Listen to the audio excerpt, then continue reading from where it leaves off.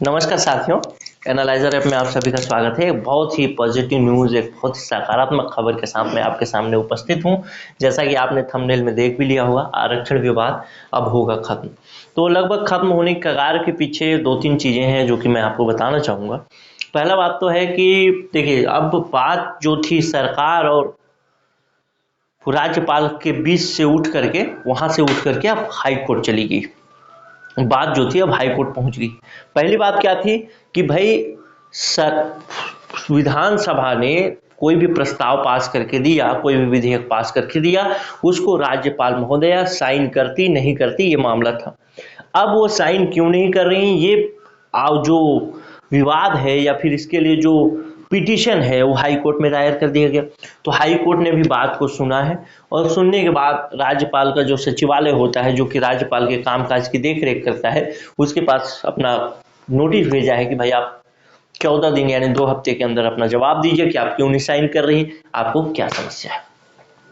ठीक है, सरकार देखिए, सरकार के पास अपना वो होता है, एडवोकेट जनरल होता है। एडवोकेट जनरल आप लोग जानते होंगे, यानी जैसे अटॉर्नी जनरल आप जानते होंगे, यानी अटॉर्नी जनरल मतलब केंद्र सरकार का वो विधिक अधिकारी या फिर वो क्या बोलते हैं, वकील। एक तरीके से केंद्र सरकार का वकील, जो केंद्र सरकार के विषय में जो भी समस्या होगी वो कोर्ट संबंधी वो जाएगा, खड़ा होगा और बोलेगा भाई कि हम केंद्र सरकार का पक्ष रख रहे हैं। राज्य सरकार के पास भी होता है, एडवोकेट जनरल होता है, यानी राज्य सरकार की जो भी बात होंगे उसको कोर्ट में रखेगा, यानी राज्य सरकार का एक परमानेंट वकील है वो।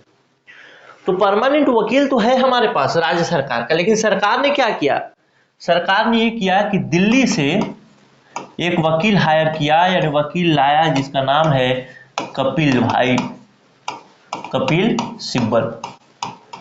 अब इनको कपिल सिब्बल को लाने का मतलब क्या है, अब बहुत बड़ा मामला है। देखिए, मामला ये है कि भाई उनको ये लगता है कि यहाँ का जो एडवोकेट जनरल है वो उतना सक्षम नहीं है, या फिर जो भी बात हो, यानी सरकार भी चाहती है कि जल्दी से जल्दी ये मामला निपट जाए आरक्षण वाला, ताकि वैकेंसी शुरू हो सके।